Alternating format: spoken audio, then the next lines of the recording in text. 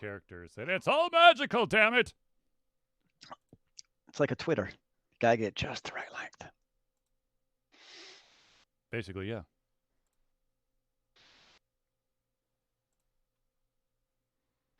It's that magic sweet zone. There's magicalness. And it's sweet.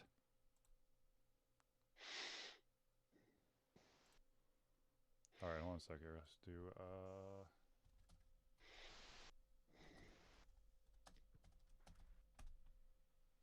1, 2, 3, 4, 5, 6, 7, 8. Well, that's not good.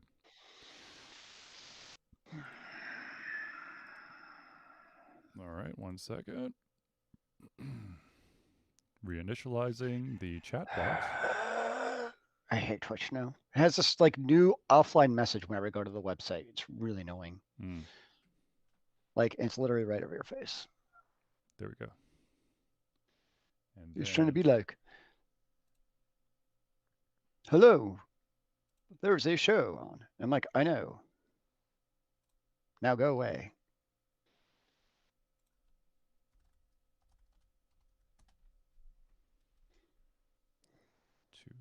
Three, 4, 5.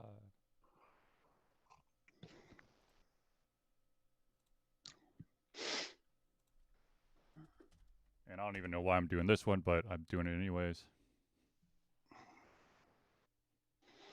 Does the font look smaller? Does the what? The font for the chat box looks smaller to me. Yes. That's weird. It's harder to read. I would actually have to make my window much larger to read it. All right, let's try. All right, type something, dude. Better, or is it still? I hate that.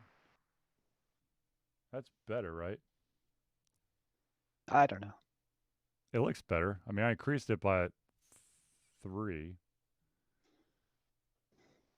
I'm just afraid if I get it too much bigger, crazy people with all their long names are gonna wrap around and do really mean stuff to our chat box. I think it could actually still be larger, but that's just me. Oh, hello there. Are you gonna watch the show with us? Who knows? Okay. You look comfy. That's good.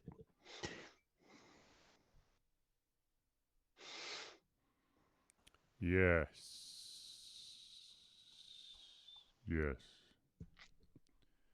Are you sure? I think so. Oh. Right? I don't know. I was asking you. Right? I'm thoroughly confused. Damn it, don't do this to me. Don't be confused, because then I'm going to be confused, and I don't know what to do. Isn't that kind of the point of the show, though? Touche. Give me 1 second, we'll start.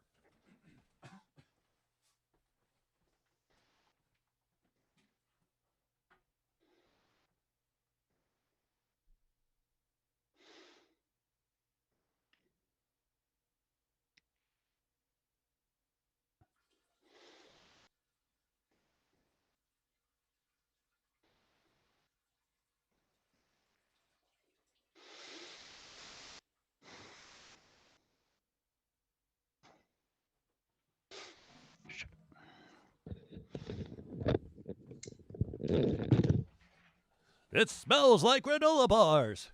What?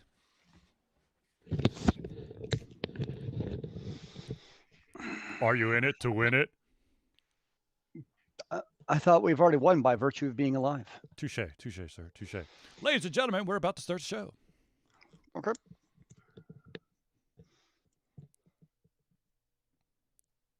You ready, Zelius? Yep, I'm waiting for your intro. Let's get this party started.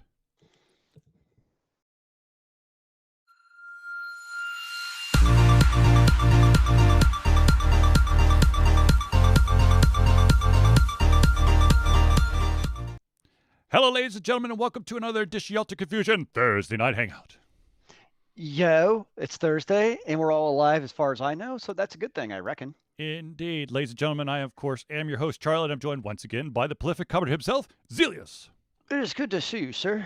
Indeed. It's good to be seen. So, ladies and gentlemen, this is the Thursday Night Hangout. This is a live show where we try our best to cover the topics that are most important to you during the show. Now, of course, if you haven't had a chance to submit your topic, your question, etc., please do so in the chat window. If you're on Facebook, of course, if you're on Facebook, YouTube, or Twitch, because that's the three we're streaming on. Like I said, chat room, it'll pop up. We'll add it to the conversation. Now, we're going to try to cover as many topics as possible. If we do run out of time, we will take that list and roll it over to the next week. So we could really dive deep into some of the topics, and then we don't get to all of them. That too. That could happen as well. So many options. All right. So, ladies and gentlemen, right off the bat, let's talk about the fact that we have a humongous convention that is going to be strictly virtual coming up this weekend. That, of course, is BlizzCon. BlizzCon, the virtual convention, which has been a thing pretty much forever anyways. I mean, I know you could go in person, but you also have the virtual option. Right, and this time BlizzCon will be strictly virtual. There will not be a physical presence for it. Now, that being said, there have already been leaks of information about what is going to be revealed at BlizzCon, and most of it centers around World of Warcraft, of course. I thought it was going to be about Diablo Mobile. Sadly, no. I'm sorry, Zelius. I know it breaks your heart, but no Diablo Mobile for you. I mean, the last 2 years, that's all my heart's been set on is Diablo Mobile. Sure. So anyways, so there's two bits of information. Actually, to be, I guess, more specific, there's one of the World of Warcraft bits is about the always updating World of Warcraft, and the other one is Vanilla WoW or Classic WoW. There it is. WoW Classic WoW. Yeah, whatever. Anyway, so the first one is the Shadowlands patch 9.1 will include a new zone that the jailer has pulled into the maw. There's going to be a new dungeon, a 10 boss raid, and see, I haven't played World of Warcraft for forever, so this stuff is going right over my head. But anyways. Players will also have the chance to unite all four of the Shadowlands Covenant factions and the ability to fly around the Shadowlands. How exciting. Now, does it make you want to jump back into World of Warcraft? No. Oh. See, that the content was not the thing that stopped me from playing World of Warcraft. The fact that I just don't do well in that type of game is the reason why I do not go back into World of Warcraft. Watch this. Unfortunate and sad. Indeed. All right, so now for the Vanilla WoW or World of Warcraft Classic or whatever you want to call it, they are going to do the Burning Crusade expansion, which of course means that once again, players will be able to go through the Dark Portal into the Outlands. The players will also have the ability to create a new Blood Elf or Draenei characters, which of course were not introduced until the Burning Crusade. And now here comes the real curveball, okay? If you don't want to play the classic WoW with the Burning Crusade expansion, there is there are going to be new classic era servers added so that you can continue to play World of Warcraft without the first expansion. I mean, that's actually kind of cool. I was wondering how they're going to actually handle that situation of the rolling, basically, expansions. And effectively, eventually, it could have made classic WoW, like, not really classic anymore, given enough expansions. Obviously, I mean, I look at it two ways. One, it sounds like a giant pain in the ass for Blizzard to keep up. Yep. Because now they're basically keeping up really 3 games. Yep. The Vanilla, Burning Crusade, and then obviously the Shadowlands, the current version. Yep. The second thing is, like, I get the idea behind keeping classic WoW, but it seems like there comes a certain point where is there really anything left to do in classic WoW? I mean, there's only so much content. That's why you had expansions. So that's what I find kind of fascinating, that they would actually, like, how long are they going to keep this classic version going along because I really wonder how many new players are just going to jump and be like, yeah, I don't even want the expansions. I want only classic WoW when they never played WoW before. Right, but here's the thing: if this is the method or approach they're going to take, um, are we going to see like I don't know 7 servers in a bit, all with different versions of the game, I where would, we're going nah. to do classic WoW with only the Burning Crusade expansion, but not the next one, or this and that. I mean, also, I don't know, Zelius. Maybe you could look this up during the show. What is like the population on one of these classic WoW servers? I mean, it's got to be big enough to warrant them keeping another classic era server, right? I mean, that's a good question. I really don't know. Hmm. Um, and I would imagine that I don't know. That's a really good question. Um, but you would think that they wouldn't keep like 7 different versions up. It would be almost like you'd have the classic, and then eventually you would have basically the rolling updates. Right. And, Um, and I that'd mean, be my let's assumption. remember that that Activision basically holds the purse string. So that's really why I'm curious to see what the population is on these classic WoW servers. Because I don't think that Activision's going to do something that I'm sorry, but I don't think Activision's going to do anything that's going to benefit the player. Well, I think the key thing is because you still have a monthly subscription, Right. and you basically look at it as long as that monthly subscription even subsidizes the cost of one classic server, Right. then I would guess they would keep it going. That would be my guess. And I also wonder how many players might have multiple subscriptions, maybe one for classic vanilla, and then the new classic with Burning Crusade for people who really die hard. Dude, that is beyond hardcore, and I tip my hat to those individuals. I will never get there. Uh, yeah, it's what happens when you become an adult. You don't have time to have 3 active WoW subscriptions. Yeah. So of course, BlizzCon is happening this weekend. Um, go check it out on the website, their website. I think it's BlizzCon. What is it? It's BlizzCon.com, right? Or .net. BlizzCon.com. That'd be Yep. a correct guess, sir. So just check out all the details. Of course, I'm sure there's going to be some more stuff revealed, like Oh, don't forget about Diablo. The actual legitimate Diablo 2 remake is a real thing, right, done by which a new team. I still think is stupid, but whatever. Done by a new team. I That's never worked on Diablo titles, but that's okay. And of course, I'm sure there's going to be some Overwatch stuff. Um, Well, I think that's actually a good question. Is Overwatch 2? mhm. I mean, because Blizzard's pretty much said that the current state of Overwatch is pretty much is what it is, without Ouch. release of new characters, maps, etc., which is troublesome, honestly. You look at any online competitive game, Hmm. and how do they keep the content fresh? Is you Right. have new characters, new metas, new maps, new et cetera, et ceteras. So you wonder, are they going to be able to, like, I understand where they're coming from, Hmm. that you don't want to basically be maintaining the current Overwatch. You want to put those resources to Overwatch 2, but are you going to lose so much of your current gamer player base with that gamble, basically, that you actually lose in the long run? So I think it's a gamble that, especially if it actually heard an Overwatch 2 release date. I mean, Hmm. it's not like it's next month or something. It's in the future. So I would hope to hear something about Overwatch 2 because I'm still an Overwatch fan. Hmm. Um, but I don't know, obviously. So just at I'm pulling up this on the other monitor here. I was just looking to see what the current viewer tally is for, of course, Overwatch, and then a game like Valorant, which has Sure. stolen a bunch of the Overwatch pros. Currently on Twitch, because that's where I could pull the stats up as the quickest. Overwatch has 22.2 thousand viewers, live viewers right now. Valorant has 129,000. So Valorant's got what? That's 6 times.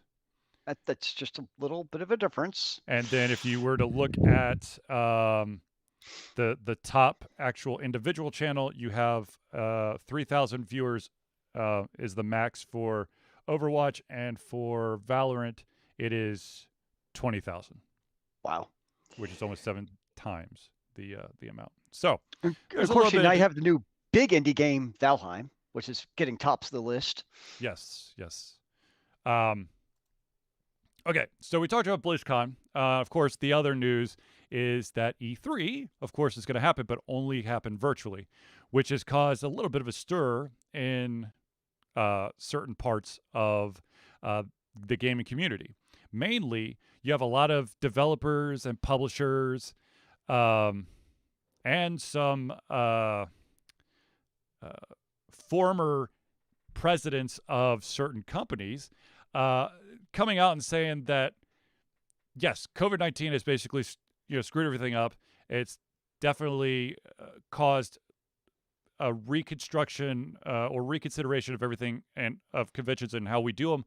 But with E3 being such a more industry driving or industry aimed convention, and a lot of it is showing stuff off at this convention on the floor and having people get a game in their hands, that having a strictly virtual E3 doesn't really work, because a lot of you can't build that buzz about that game that you had to sign the NDA for. That's a non-disclosure agreement for those out there who don't know, which means that until this date, I cannot talk about it. There's no hype. There's no. I mean, yeah. Basically, it's like a place where a bunch of trailers that are going to be dropped off on YouTube in 5 more hours you can watch now. I mean, that's what else is E3 going to be able to produce to you when it's strictly virtual? Yeah, I don't disagree. It's definitely, some events are meant to be in person, and I would definitely agree. I think BlizzCon works virtual because it's one company, right? Right.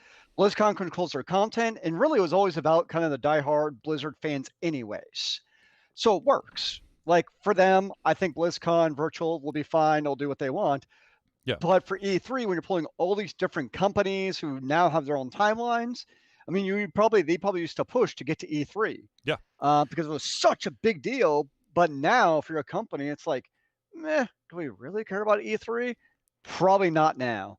Well, At least while it's virtual. I think part of the problem is that, like I said, you don't have those people who have, exclusive access to behind the scenes gameplay, and you can't really hype something up. Yes, of course, you could send out review copies to publications or whatever, but now that going that approach, you have all these different companies trying to basically inundate your inbox, if you're media, with play our game, where where media usually is just walking around the floor, the exposition hall, and going, ooh, that looks cool, that sounds awesome, let me check it out. And now it's just kind of like like a faceless letter. Well, it's also that in hardware, because it used to show off. I mean, right now there's the big push for things like VR and hardware like that is just hard to show virtually. It's just, yeah. It's not the same. Yeah, it's unfortunate, but I also understand. I mean, it seems like E3 as a organization also doesn't want to lose that namesake and kind of lose what they built over the years. Didn't they shut it down for like a year or two? Or no, Well, they switched models for a bit, right? Yeah, maybe. It did happen last year. But did So any conventions really happen last year, though? Well, exactly. Um, but that's probably, I'm guessing that's where they're coming from, is they also want to kind of hopefully be prepared then for hopefully next year to actually be able to have in-person conventions again safely. Hopefully. We will see.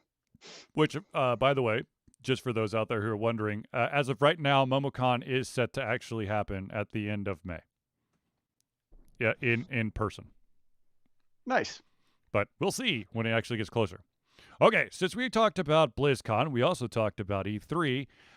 There was, for those in the Nintendo circle, there was a big event that happened yesterday, and that, of course, is Nintendo Direct. This is kind of it's not a monthly thing. I think it's more like a quarterly or twice a year type deal, where they basically have their own release party. Like, here, we're going to give you a 2-hour show and show you all this awesome stuff that you can look forward to in the future. So that happened yesterday, and I am not going to go down the entire list because it's a long list. But needless to say, it's an impressive list, and I just want to hit on a couple of the different pieces that at least pertain to me or to my gaming family, which means my boys and me. The first is it was announced the next characters that will be joining Super Smash Bros. Ultimate, and that is Pyra and Mithra from Xenoblade Chronicles 2. They will be released as DLC next month, so March 2021. They will be the third, together they will make the third character from the Xenoblade Chronicles 2, the first being Shulk. Now, the next announcement that they revealed, okay, so there are like a couple games that Nintendo, or really Nintendo and Square Enix, whatever, formation. Square, exactly. So as you know, of my opinion about Chrono Trigger and the fact that it's on every single fucking platform, there's another game out there that is a huge fan favorite, but a little bit harder to find. And it was announced that Legend of Mana, or Mana, however you want to pronounce it, is coming to the Switch. And the PlayStation 4. And Steam on June 24th of this year. But not the Xbox? Correct. Fascinating. There will be enhancements like remastered graphics, the ability to toggle for enemy encounters, the Ring Ring Land mini game, and the ability to hear the original soundtrack or choose a different version, like a more updated version. That is actually very interesting. Did you play Secret of Mana back in the day? I have to say that I was more of a front seat passenger to Legend of Mana. I own it, and I played a little bit of it, but it was watching my buddy play that I got to see the most of Legend of Mana. Gotcha. I never really played RPGs or really JRPGs back in the day. So I definitely never played it myself. But I as you immediately noticed, it was very interesting. They said Switch, PlayStation 4, and Steam. And no Xbox. That's with no weird. Xbox. Yeah, that is very weird. Now, since we're on the remakes or remasters, whatever you want to call it, let's talk about another one coming. And this one has a bunch of people excited. And that, of course, is The Legend of Zelda Skyward Sword HD is coming to the Switch. I saw that, yep. A lot of people, and I'm going to say, I liked Skyward Sword on the Wii. I just wasn't in love with the controls. So kind of, I kind of lost, it was not the best it could be because I didn't like the controls. But they're going to do the HD remake, and for those who want to, they can do motion controls, which of course has been optimized for the Switch, and you'll be controlling your sword with your right Joy-Con, and the left will be your shield. I hope that you could switch the two. I hope that, there's a way, because to be really awkward for me, because I'm left-handed, to be like, oh shit, that's right, I'm swinging my shield again, damn it. But the funny thing to me is the HD moniker, because some people would not consider 720p HD. You got to be 1080p to be truly HD. All right, semantics, but it is set reality. Whatever. Well, it's got to be 4K then.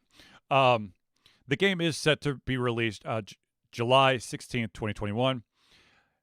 Now, for those out there who are the true hardcore fans, there's going to be a version that comes out that will be released with special Joy-Con controllers that are Zelda-themed Joy-Cons, which is very interesting. I don't know if I'd buy it, but I would definitely take a look at it. Yeah, I think I saw it was to get both the new Zelda and the Joy-Cons will be like $110. Like I said, looks very interesting, but I don't know. And of course, there is going to be a buttons only version if that's the way you want to do it. You don't have to do the motion controls. There were a lot. There was. I think they had to immediately placate the fears of those out there who have the Switch Lite.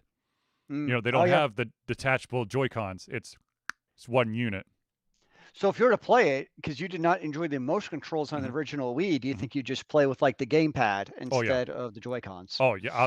Yeah. If when I it's not if, but when I get this game, I'll be playing with the gamepad.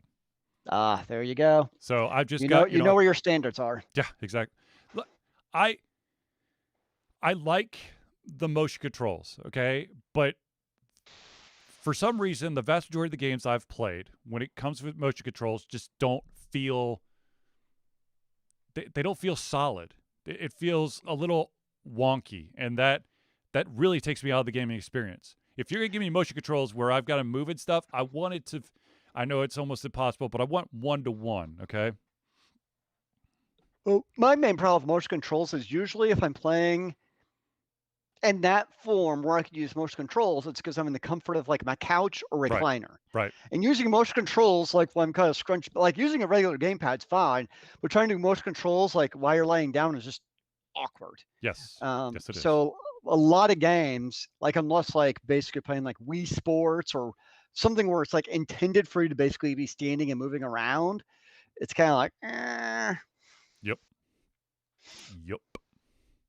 So okay, so we've covered a couple. Let's keep going on the list here of highlights that I have pointed out here. The next one is a free to play online shooter called Star Wars Hunters. mm-hmm. For those out there who are Star Wars fans and they're like, okay, so when does this game take place? I can tell you, it takes place between episode 6 and episode 7. There's no hard date for its release, but they're saying it's going to be 2021, sometime this year. It will be available on the Switch, the App Store, the Apple App Store, and Google Play. And of course, anytime that you have a game on the Switch that requires online, the first question that many people ask is Nintendo Switch online membership needed? And the answer Good is question. no, it is not. Ah, So you could truly play it for free. There's no hidden like, oh, by the way, you've already had to subscribe to this. I know you download it for free, but you can't actually play it for free. well, that's the thing. Like on the PS5, it's any if a game is free to play, Hmm. then it's also you don't have to pay the Sony Plus subscription to play it online. Right. So like I've been playing Blessed. It's a MMO action RPG, and because it's free to play, Hmm. you don't have to pay the subscription to do it. Um, See, that's smart. I know yep. that I find it hard to believe that we are pretty well into online gaming, and still there are so many free to plays that, depending on your platform, you may have to be using an online subscription service in order to actually play this free to play online. Well, a game like that, like Blessed, it wouldn't survive if you had to pay the Sony subscription, I think. Because it's a free to play MMO, and most players, when they're, I think at least, when they're especially lesser known free ones, Hmm. they're just going to check it out. Oh, And absolutely. if they don't have the, $15 a month PlayStation Plus subscription, it's like, nope, never mind, not worth it. Right. Right. Um, I don't even know what I don't even know what games actually require PlayStation Plus, because the ones I've played don't actually require to have the online element. So like Near Automata, same thing. You can Hmm. encounter like the dead bodies, kind of like the Dark Souls to upgrade and stuff. Same thing. You don't need to have that. And I don't think games like Valorant need it. Basically, the free to play action game Hmm. or Smite and those games, I don't think those require it either. Um, Dude, this would be dead in the water if you had to pay something on top of it. yeah, I mean, they'd be successful in other platforms, but on the PlayStation 5 or 4, yeah. So, no, What in the biggest deal, wasn't there like a couple of games that that are free to play but required a Nintendo Switch Online subscription? Wasn't there like a deal like a couple months ago? I feel like there was like a big game. There was like a solid, free to play game with microtransactions. That's was free, truly free on all the platforms but the Switch because you had to have the Switch Online membership. That would not surprise me at all. Okay. That being said, there's a couple other things that I got to hit on for this Nintendo Direct, which, dear God, there was so much information that got pumped out of this thing. Now, this may just be for me, but I have to say it. They announced that there's going to be a new Mario Golf. And to be honest with you, I really liked Mario Golf. I had it on GameCube, on DS, was it on the Wii? Yeah, it was on the Wii. And now, of course, it's going to be on the Switch. There will be the ability to have motion controls for those of you who want to continue playing like you did on the Wii. But, of course, there'll be regular gamepad controls as well. But the coolest thing that was lacking in the Wii version, was there a Wii version? I feel like there was a Wii version, but I'm doubting myself now. I know for a fact that in the game, or is it the DS version? Damn it. Okay. Anyways, there was a mode that was removed for one of the previous iterations, and that was story mode. And they've added story mode back. So what you'll be able to do is you'll be able to play as your Mii, and you can level up and challenge and interact with heroes and villains of the Mushroom Kingdom. And of course, if you feel like you've got your big boy pants on, you can take on individuals in multiplayer mode as well. However, I wonder if that multiplayer mode requires Nintendo Online subscription. Now that sounds like a Charlie game to play to me. Oh yeah, I'm all over it. I'm all over it. June 25th for the Nintendo Switch. Sounds like a late birthday present to me. Isn't that convenient? Yes, very convenient. All right. I have to say this for all the people out there who've tuned into Ultra Confusion, Thursday Night Hangouts, or anything Ultra Confusion, you will know that I have a big old soft spot for one independent developer out there, and that, of course, is Supergiant Games. Of course. During this Nintendo Direct event, they announced that they are going to do a physical release of Hades. A physical release? Huh? What do they mean by physical release? Like you could actually get the box. It's not going to just be a digital download. You can actually for a vinyl. Oh, dude, that would be awesome too. But anyways, a vinyl that hooks up to your Switch somehow. That would be awesome. No, ask me how. March 19th, the physical copies of Hades will be released to stores around the world. And gosh darn it, Supergiant Games deserves it. And it's going to be very hard for me not to buy that, just because I tend to buy multiple copies of Supergiant Games because I like it so much. I've got Hades on huh? Well, did you see what else the physical edition comes with? No, what else comes with it? An art book. Sold! Yeah. God dang. Yeah, okay. Anyways. Okay, so here's my question. Huh? All right, if you have the digital version and you have the physical copy, yes, is the save state for both of those identical, or does it like basically create? Okay. No. It'll just give you the save file will be exactly the same. Okay. It's not like it's not like you're playing on the PC and now you're playing on the Switch. That you can't transfer that save file. Though it would be cool, but no, it's the same save file. All right. Nice. For those super duper hardcore Nintendo fans out there who have been with the series through the Famicom, I can never pronounce it right. Famicom. Anyways, basically what the Nintendo Entertainment System was before it was really the NES. There were a series of games called Detective Club. Mm-hmm. The first game was released in 1988. The second game was released in 1989. They are going to bring both these titles. It's called The Missing Heir and The Girl Who Stands Behind to the Switch May 14th. This apparently, I've never played these games, but what I've heard is that these are phenomenal, like murder mystery, challenging games to use, your skills. Basically, like an anime version of like Sherlock Holmes, kind of. Okay. Yep. Where you've got creepy amounts of drama and tons of suspects. You got to wade through the evidence. So May 14th, the Famicom, Detective Club, The Missing Heir, and The Girl Who Stands Behind will be released. I'm going to be totally honest with you. I don't know if I'll actually buy into this, but I'll definitely keep my eye on it to see, take a quick peek to see if that game is up my alley. Because if you've been paying attention to the Alter Confusion website or any of the social media means, I just finished an investigation-esque type of game in Call of the Sea, which has a little bit of a Cthulhu twist thrown in there.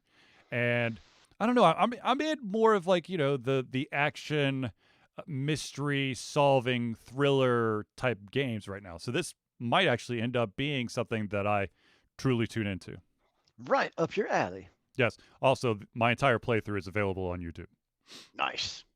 Just in case you were wondering. All right. So, ladies and gentlemen, we are going to do Friends of the Show real quick because we have just a little bit of a break that we could take before we hit the rest of the topics. So, without further ado, ladies and gentlemen, let us give some love and support to the Friends of the Show. The Indie Cluster is an organization of independent game developers that want to gain exposure by being involved in the community. They collectively journey to popular conferences as a traveling booth to help gain attention for their games.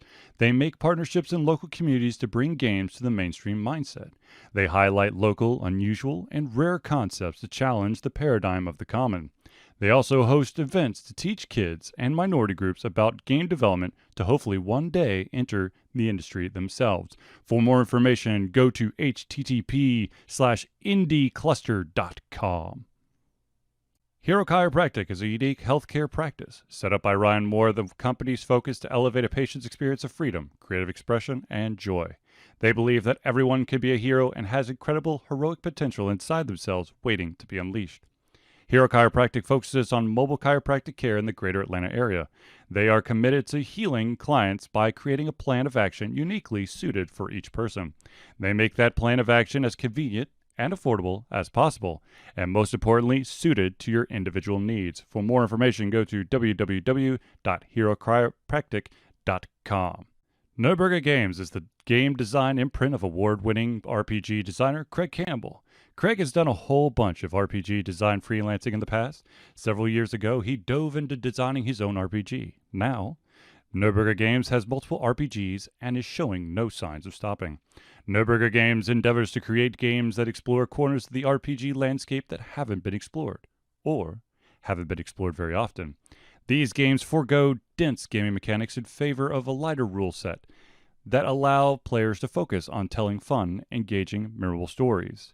After yet another successful Kickstarter, their library has increased in size. Currently, the games that at least Zelius and I have played are Capers, Die Laughing, Merzen Acquisitions, and of course, the soon-to-be-played Good Strong Hands. For more information, go to www.nerdburgergames.com. Battle & Brew is Atlanta's first and oldest gaming bar and restaurant. Opened in 2005, Battle & Brew had a very modest menu, a few beer taps, and focused heavily on gaming. Now, they have grown to encompass so much more. They pioneered geek trivia in Atlanta and remain the hardest trivia in town. They have upgraded the menu from only a few items to all your bar favorites, and some soon-to-be favorites. They've expanded the gaming and kept everything top of the line. They've taken a good place and made it a great place. A place where the staff listens to your desires and suggestions. A place where you and your friends feel like you're at home. A place where everyone knows your game.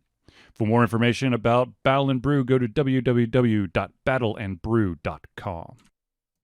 All right, ladies and gentlemen, before we truly get back into things, let's do one quick shout out or a couple of quick shout outs for Alter Confusion because it's the Alter Confusion show, so it'd feel weird if we didn't do shout outs. So, ladies and gentlemen, I do want to remind you that Alter Confusion is proud to say that we have been fundraising for Extra Life for 10 years straight. Extra Life is gamers doing what they do best, gaming, to help sick and injured children at their chosen Children's Miracle Network hospital. This money that we raise through Extra Life will go directly to our hospital of choice, Children's Healthcare of Atlanta, as unrestricted funds. This means that the hospital decides where and how to spend the money to ensure the dollars we raise make the biggest impact in the lives of the kids they treat.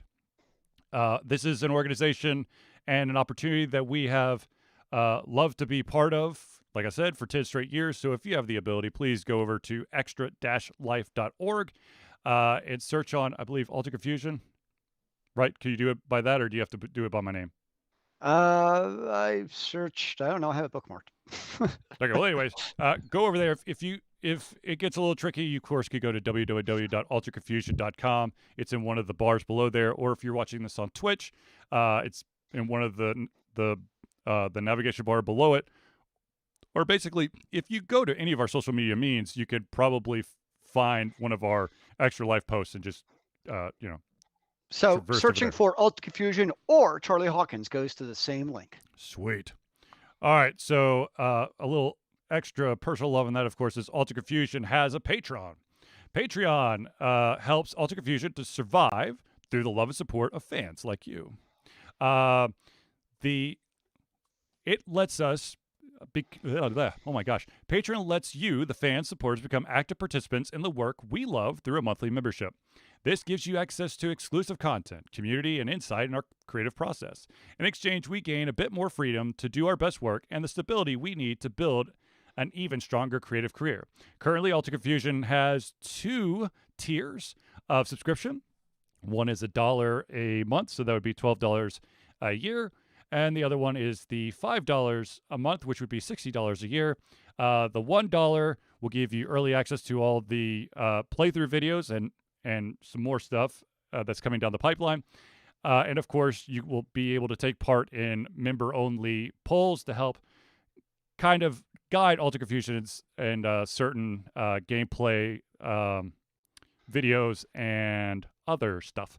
Now, if you do the $5 one, which is $60 a year, you get to be added into the shout-out section for our Thursday night hangouts.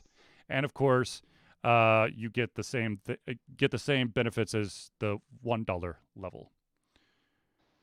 Now, I know that I did an apology video a couple weeks ago, and I promised that I would do better about picking up stuff if you, ladies and gentlemen, supporters, lovers, fans of Alter Confusion, want to send a physical something to Alter Confusion, be it a Funko Pop or a T-shirt or a hat or a mug or things within the realm of acceptability. Hell, just send something, and if we could show it, we'll show it to you on the show. How about that? And we'll do unboxings. But if you want to send something to Alter Confusion, all you got to do is hit us up on the mailbox by going 1551 Dunwoody, that's DUNWOODY, Village Parkway. Super duper important part here, number 88276. Without this number, it does not go to the P.O. box. It goes to the post office proper, and it will be returned to you. So remember, number 88276. The city is Dunwoody, once again, DUNWOODY, Georgia 30338. And I plan to go there every single Saturday to check to make sure that if there's a package there, that it gets picked up. Is there a way to get like a notification or like ask like, hey, do I have anything? Or do you just have to find out yourself? You have to find out yourself. Well, that's unfortunate. Or I can have someone check for me physically. So I can just send Zelius to the P.O. box every day. Be like, is there anything there? Is there anything there? Is there anything here? Yeah, that'd go over real well. An everyday check? That sounds like the life to me. Yeah. Well, that's part of the art. For those of you who don't know, because of COVID, I was very hesitant about going to the post office, and I unfortunately allowed mail and packages to build up. What I didn't know is that the post office only holds a package for so long before returning to sender. And so what ended up happening is quite a few packages were returned to sender. And I pray that those individuals out there who did send something physical actually got their money back or got their package back. If that's not the case, just hit me up. We'll try to work something out. But I felt like shit. I still feel like shit for letting that happen. I didn't know that that's what the post office was going to do during a pandemic. Who knew? The pandemic just screws everything up. Yeah. Anyways. All right. So back to these stories. And I know this one is really close to Zelius's heart. And that, of course, is that. I have a heart? Yes. It's very small. It requires a very high-powered microscope. But the game that Zelius just has to have has unfortunately been delayed again. Ladies and gentlemen, Amazon's MMO New World is now set to launch in August with a closed beta for pre-orders in July. It keeps getting delayed and delayed. But here's the question, though. After we saw the epicness that was Cyberpunk 2077, is this a case of Amazon being like, whoa, let's hold the boat. Let's make sure that we actually release a product that is actually playable and not buggy. Or is it a case of they're never going to complete the game and it's just going to be terrible no matter what it is? Okay, so choosing Cyberpunk 2077 as an example is probably beyond spot on. Cyberpunk 2077, of course, was hit with massive delays. And then at some point, they had this magical date of going, we're going live. And of course, shit continuously hit the fan after that. New World, from the Amazon's big MMO, has, of course, been postponed again and again and again. Originally targeted to be released May 2020. We're now looking at, what did I say, August 2021. Okay, so that's a year, which is kind of, in the Cyberpunk 2077 vein. But this is going to be online only versus Cyberpunk, which was more of a first person, it's more of a single player. So the question I have for you, Zelius, and for the audience is, given the fact that this is going to be an MMO and there's going to be constant player interaction, do you think that it could recover faster because you have to constantly be updating and patching an online game? Could it recover faster from what Cyberpunk 2077 did right off the bat? Potentially, but my experience with MMOs, if they come out of the gate, it's that initial launch has to be successful with MMOs. Meaning when it comes out, you kind of have that first week to month to really grab those players to get into your game. And if it's an epic fail, you basically have two choices. Either A, it's going to continue to maybe tread water and not be successful, or you have to pull like a Final Fantasy 14 and basically remake it. Or actually what I'm playing is Blessed, I forgot what to call it now, Unleashed, where it was actually released like a year ago, was terrible, and basically it's like a re-release. Very similar, but just lots of improvements. Isn't that what they did with their other game? Isn't that what they did with Crucible? That was, yes. Yeah. Well, yes. Amazon, you mean, yes. Yeah. Yeah, you played, I think because you actually played Crucible, didn't you? Yes, I did. Yeah. It was okay. Well, I feel like Crucible was more of a trying to jump into the whole Overwatch. The whole battle royale, Overwatch, etc. genres. Versus, I mean, it's been under production, New World that's like that was like their first announcement from a game studio. Yep. So that's been around forever. It was announced back at TwitchCon 2016. Yeah. So that I feel like is more, they're actually kind of putting their eggs into that basket. So I don't know, but like a lot of games, if it comes out and it's an epic fail at launch, it's just super hard to recover. Of course, the one advantage that Amazon has going forward is they can pour insane amount of resources into the game, and that's like 0.0001% of their actual like costly yearly cost of Amazon Okay, expenditures. we're talking about the same company that is basically. Oh God, we're probably gonna get slammed for this, but you're talking about the same company who won't just foot the bill to cover everyone, all streamers. Hopefully, vast majority accidental DMCA issues. Oh no, you can't play this. So Okay, that's a fair point. uh, two different divisions. we gotta hope. I don't know. Now, so how about this? And I think I already know your answer, but I'm going to ask you anyways. Okay, so let's say that they do get close to the launch of in August. They do a closed beta that starts in July. If shit hits the fan while the closed beta is still happening, do you think that they'd be? How long do you think they'd be able to push for the actual release?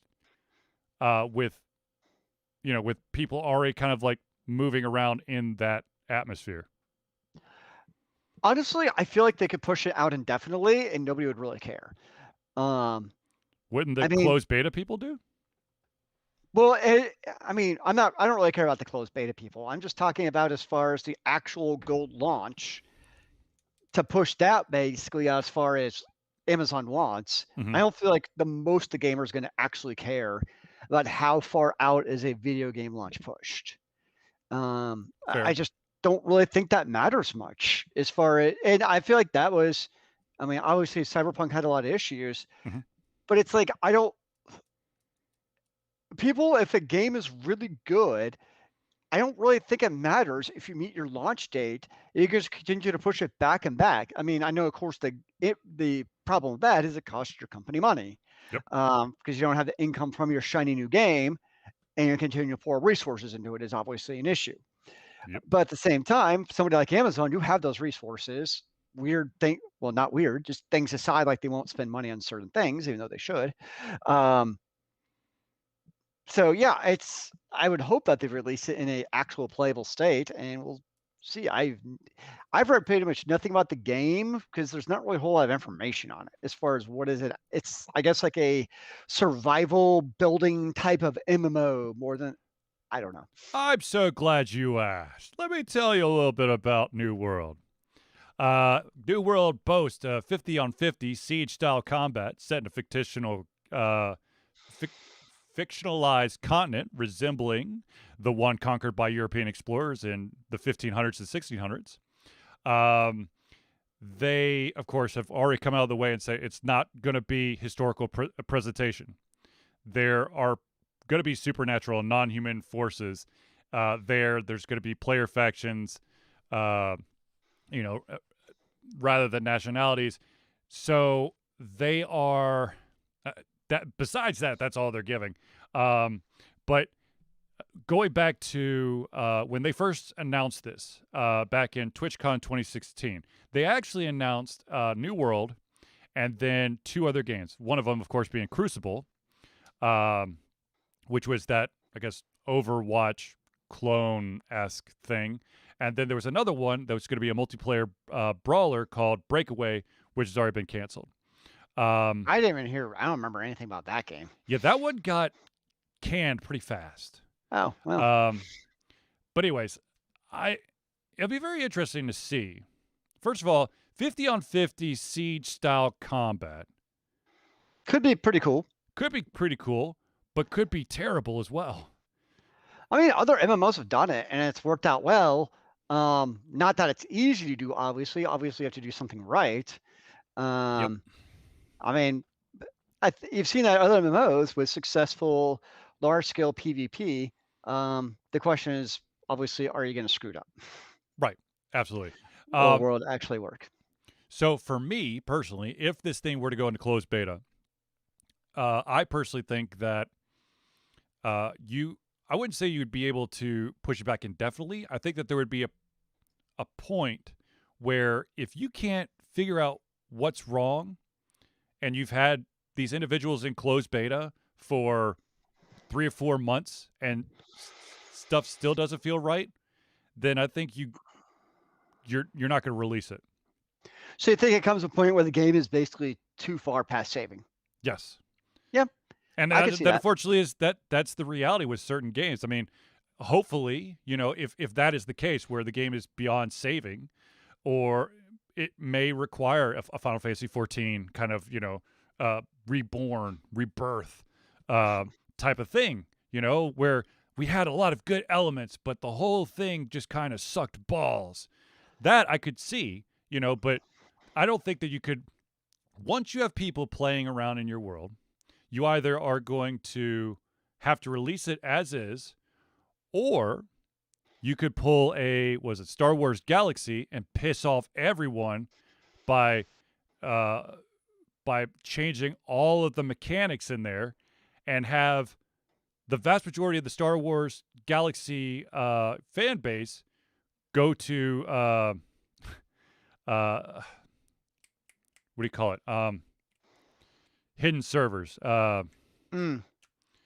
Where people basically reverse engineered the game before this patch so they could actually play the game they love and not the game that got shut out. Well, the interesting thing too is the game is only available on PC, Right. which nowadays in the world of easier ports to particularly the PS and the Xbox, it's a bold choice because even most MMOs, probably Eve aside, because I don't think Eve is on the consoles, correct? Fuck if I know. I don't think it is. But I mean, think about it, pretty much every MMO that's except for World of Warcraft, that's obviously another exception. Yep. But most MMOs, especially because they're all not all, but mostly of like the action-oriented genre nowadays, they're pretty much on all the consoles, or at least more than just the PC. Because of course, when it's only the PC, you're limiting your user base. Right. So okay. So you do bring up a valid point. Now, the question that I have is there are definitely MMOs out there whose games exist on different platforms, but the question then boils down to cross-platform, or your platform determines who you're going to be playing with. Like if you're on PC, you're only playing with PC people, even if there's like PlayStation and Xbox people. Well, I think that partly depends A on the game and B on the actual console manufacturer, because Sony's the one who's notoriously closed-walled. Yep. Final Fantasy 14 aside, that's an exception. Final Fantasy 11 as well, right? I'm trying to think. I never played 11. I played 11 for just a little bit, and then I was like, oh, God damn it. I played WoW before 11, and I got so spoiled, and I spent like, however, I like did 2 or 3 months, and I got so frustrated because like, who the hell has a quest for me? Just tell me, because you don't get the icons. It's you just have to talk to people. It's more EverQuest style. Well, of course, the other big one, I should say most recent really big one is Genshin Impact. Yep. The one that's taken the world by storm, and that is cross-platform across the PlayStations, the PCs, the Androids, and the iOSs. Is that on Switch? Not yet. It is coming to Switch. I know that at some point. Oh, damn. I thought that was the one that the Nintendo Online thing was. I could see that being super successful on the Switch. Oh, absolutely. Because that's the perfect like mobile gotcha action game. Yeah.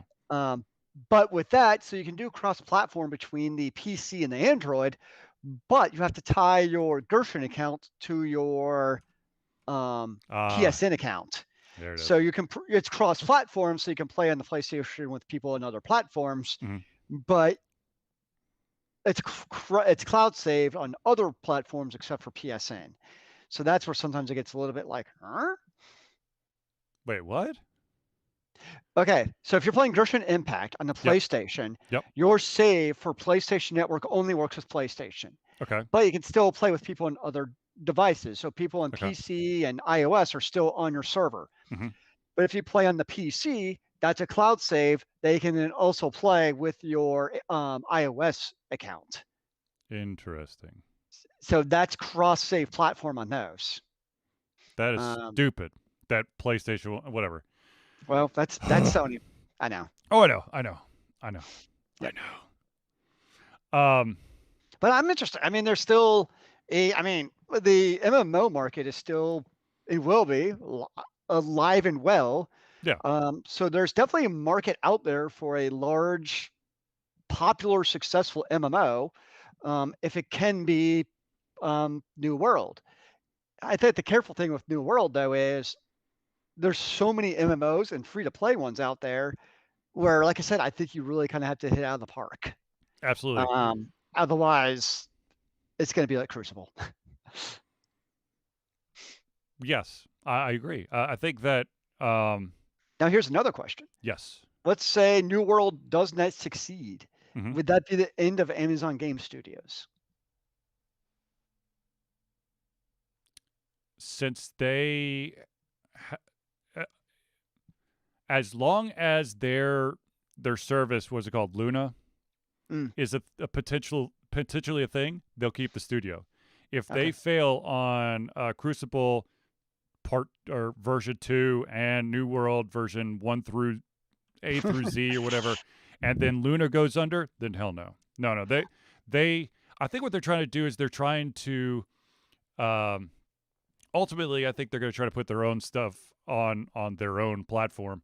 But they want to get, some buzz going with the games that they have out there, but if they fail to do that, and of course the unfortunately the biggest factor for Luna and a lot of these cloud streaming gaming platforms like Google Stadia and whatnot is the ISPs.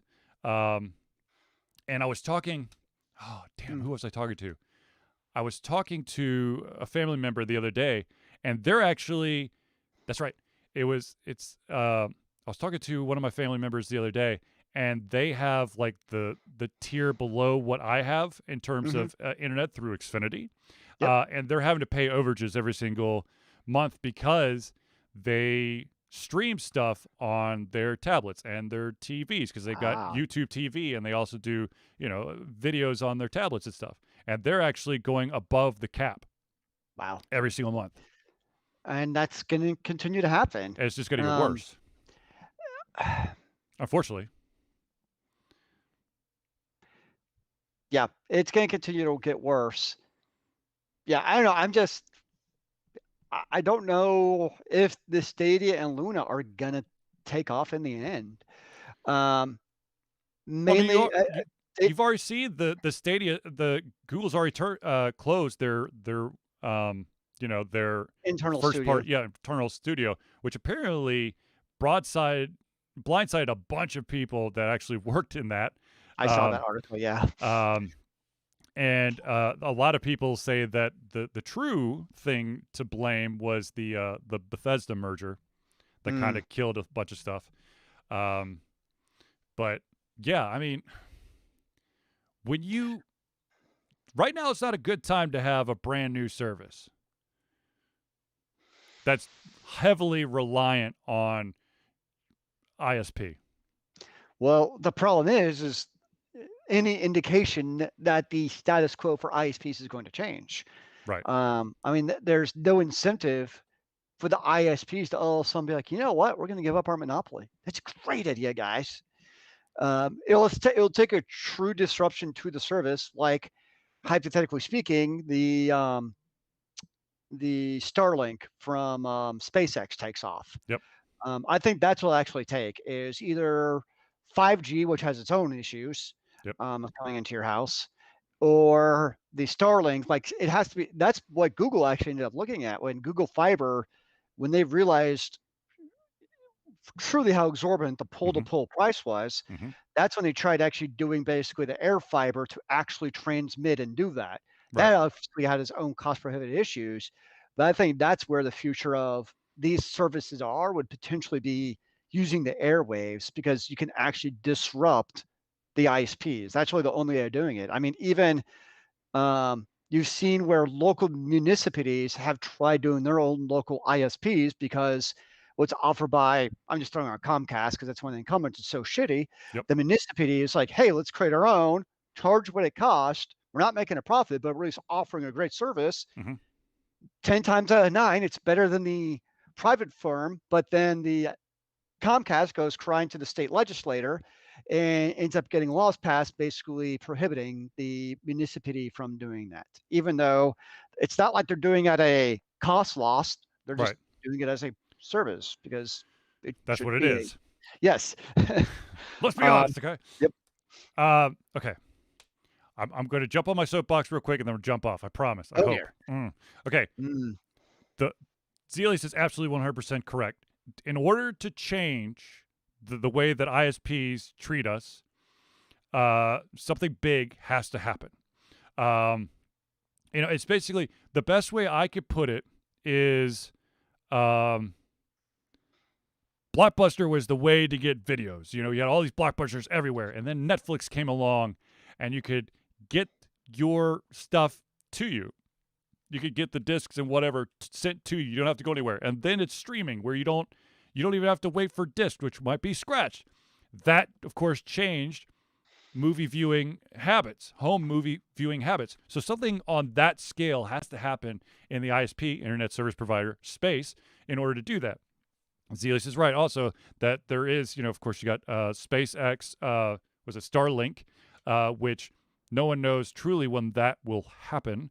You can lock in for was it $99 just to lock in, and then the equipment costs about $500. yep. And of course, they don't know when the service will be available. But you could go that route. Of course, you go the 5G route, where all these different cell phone companies, which are owned by a lot of the ISPs, Hmm. are giving you options where you could just 5G it. And of course, the big problem is if my cell phone doesn't get good reception in my basement where I have my Mm, gaming rig, hmm there's not going to be.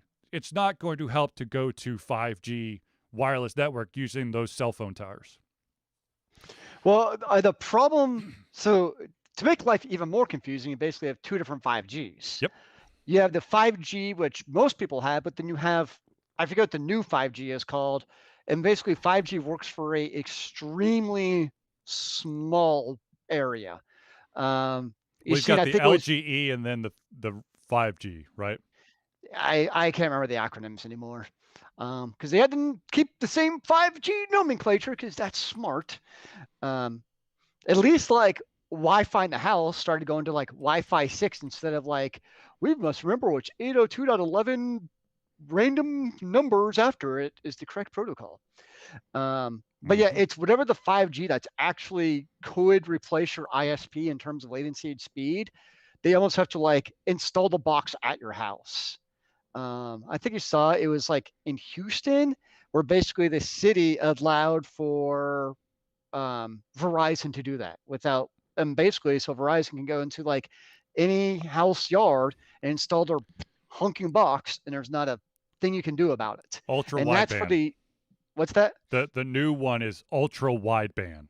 Yeah, and so that's for the that's the wideband 5G, but Yep. that's why they're having it installed basically in people's front yards, is because that's the only way that they'll actually be fast enough to be what we want from the wide. Like you'll never get that in rural, No, God because no. it's really for only densely populated areas. Um, and of course, the other issue is the higher the frequency you get, the harder it is to go through walls. So you might think Yep. like, oh, great for apartment complexes. In theory, Nope. it would. We have all those walls to go through. So well is it going to work in that situation? So The other thing is if you're working in an apartment complex or just a building in general, the amount of connections hitting that thing sure. will also beat the crap out of it. Yeah, Yep. then you're going. If you ever lived in an apartment or a townhouse complex, you may have seen this box on the side of the building that has a shit ton of like coax going in to a bunch of different places. That, my friends, is the switch. And the more connections there are on there, the more it's going to get hit. And the more it Yep. gets hit, the shittier your internet's going to get. That's why at our school we finally went to dedicated fiber, because we were seeing the effects of that. Because even business class coax is still Hmm. sharing coax with the local knock Yep. and all your neighbors. Yep. Because it's Um, got to go all through the same switch. Yep, and so we definitely saw some service degradations. So that's where eventually switched over to fiber, because then you actually have a dedicated circuit once you're on the fiber. Yes, the fiber. The fiber shall rule us So, all. anyways, what needs to happen is some crazy big change, and it wouldn't hurt to actually have someone on the FCC the president of the FCC to actually be not in one of the ISP's pockets, Whoa, receiving a whoa, paycheck. whoa. What kind of government action are you talking about now? Capitalism 101. Isn't that the whole point of being on the board, that you can be in somebody's pocket so then you can leave and go work for that same company No, who no, you're supposed to you be actually controlling? no. You work for a company, get a big paycheck for one of the ISPs, and they're like, oh, there's a new position open. You go like, oh, well, I am no longer active in this one, but I know a lot about ISPs. So you jump on there and you keep getting your what do you call it? Oh, God dang it, what's it called? Benefits? No, company board benefits. Stock options? Yeah, basically. Yeah, I know what you're saying, yeah. I'm not an active employee. However, I am on the board of directors. That's it, board of directors. But I'm not making day-to-day decisions. Mm-hmm. I'm just benefiting amazingly well over the fact that my company, the company that I like to support is making so much money that the dividends coming back to me is phenomenal. I love my dividends. I love dividends. So yeah, shit's got to change. And this is coming from someone who was in telecom for 6 years. So I know some of the dark secrets. You know too much. Yes, I do know too much. But that's besides the point. All right, so I've got one more thing for us since we're getting kind of close to the end here. And the question I have that was given to me by someone on another Discord server. What is the oldest console you still have either connected to your TV or that you could have access to? For me, it would be the Xbox 360. Who got you that? I don't know. Some strange people from the Atlanta area when I moved up to the frozen tundra of Minnesota. Mm-hmm. It was fun. I really enjoyed the Xbox 360. Same it was here. A good console, and I never got the Red Ring of Death. You bastard! I thought that I had somehow like circumnavigated it, and then I got hit with it at random. Oh, ooh. Yeah, so I had to do the turnout, and then like soon after I got the replacement, I went ahead and got the Elite. So, but for me, I guess console-wise, I think I've got the original Nintendo, pretty accessible. I could get the original Nintendo, the Super Nintendo, the Wii, original Xbox, PlayStation 2, PlayStation 3, Xbox 360, Xbox One. I guess it'd be easier for me to tell you what I don't have. I don't have any of the Segas. I don't have any of the Ataris. I don't have the 3DOs. I do not have my Nintendo 64. Neo Geo! Yeah, man, Neo Geo. I do not have my 64. I think I lent it out to my sister. So that's where that is. I do not have an original PlayStation. However, I have a PlayStation 2. Of course, I have a PlayStation 2, and I have a PlayStation 3 with hardware emulation, so I could play PlayStation 1 games on that. But the reason why I don't have a PlayStation 1 is because I tried to solder on a mod chip, and I actually put the soldering iron right into the board. You have the PS4 or just the PS3? 3. I have all the Xboxes. While we're talking consoles, I have a game you have to play. Oh boy. It is called Hellblade: Senua's Sacrifice. It's basically a psychedelic type of game that brings you through the psychosis of a Viking. Oh, fantastic! I will store it over here. When I was playing it, I'm like, this seems like a Charlie game. You know that. Interesting. But yeah, So at one point I owned a PlayStation 1. At one point I owned a Nintendo 64. I think the one thing that I never owned was the Wii U because I thought it was pointless. The only time I never got a Wii U. The only time The only thing that would have made me think about getting a Wii U is if you were allowed to have more than one Wii board, like 4 Wii boards, and you could do. And I know I've said this a million times, but if you could have done Legend of the Four Swords on 4 Wii boards, I would have been in. I would have bought all that shit in a heartbeat. But it never happened. I have the original Windows CE phone. That's probably my oldest like usable electronic device I have from like a modern world. I'm not counting like a clock because that doesn't count. No, okay. Let me think about this. Phones. I've got a Palm Pilot. Yeah. Oh, yeah. I definitely have a BlackBerry somewhere. I have somewhere in this house. There is a phone that I don't, of course, probably won't hold a charge, but that phone has Major League Baseball 08. Nice.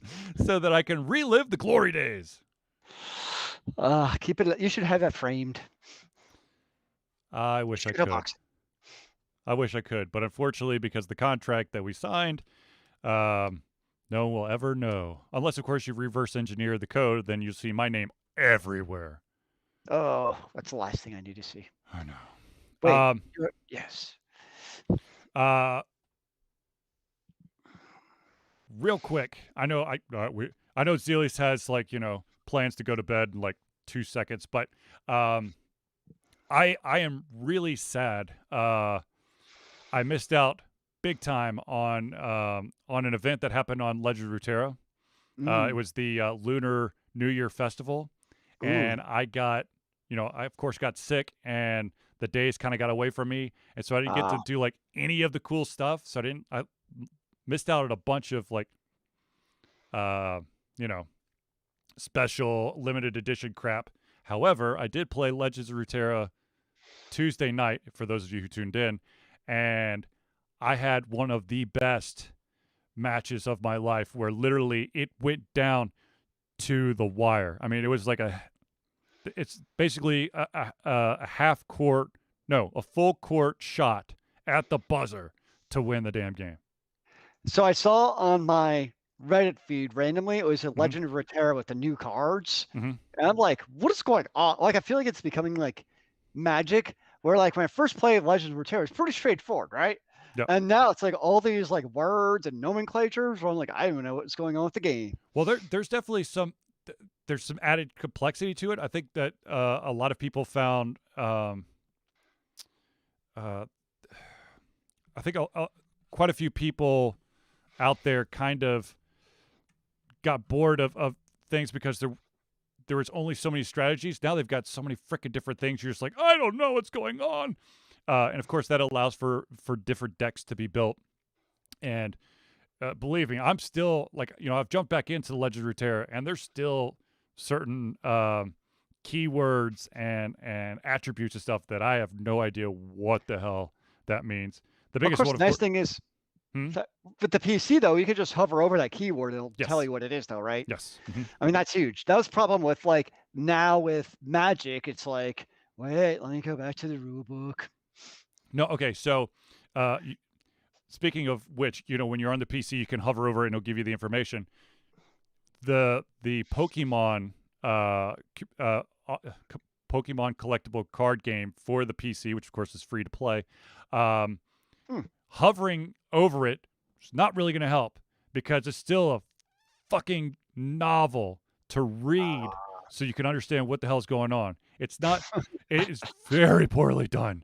It's like you put of course you put your cursor over the card and it of course zooms in, but it's like I wish that it had like a ×3 zoom so I could actually read all this stuff, or maybe just have someone read it to me because my God, it's wordy.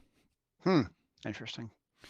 But anyways, ladies and gentlemen, I believe we've reached the end of our show. So I want to thank everyone for tuning in to the Ultra Confusion Thursday Night Hangout. For myself, Charlie, and Zelius, it's been a pleasure giving you everything from our heads, our mouths, and of course, our hearts. We'll be back next Thursday for another Ultra Confusion Thursday Night Hangout.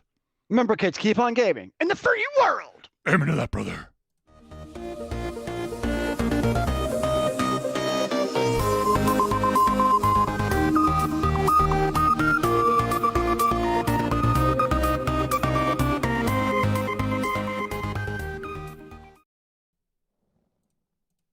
And we're out.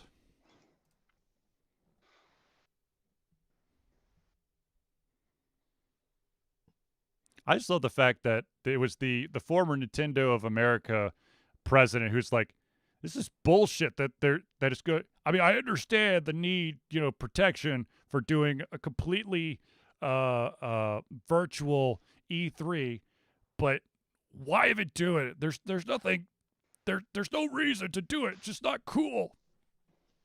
Of course, as when he was head of Nintendo, he wouldn't be able to say that because you only get blacklisted from E3. But now he's not part of Nintendo, so he can say whatever the hell he wants to. Booyah, bitch! No, but seriously, that was the best game of Legend of Runeterra I've ever played. Holy crap. Nice. Yeah, there's something about a game when you have a super competitive and it comes out just right. That's always fun. I mean, I should not have won that game, but it's it's like that, you're in that championship round of any, I guess, really game of chance, where that next card that drops is the exact card that will basically pull you from the jaws of defeat into victory. Or, and I fucking hate this analogy, but I'm going to do it anyways, it's like if you were the Dallas Cowboys against the Atlanta Falcons. And for some unexplained reason, the Falcons having a 99.7% chance of winning the game, as long as they recover an onside kick from Dallas, it's like deciding not to go after that kick and allowing Dallas to jump on it.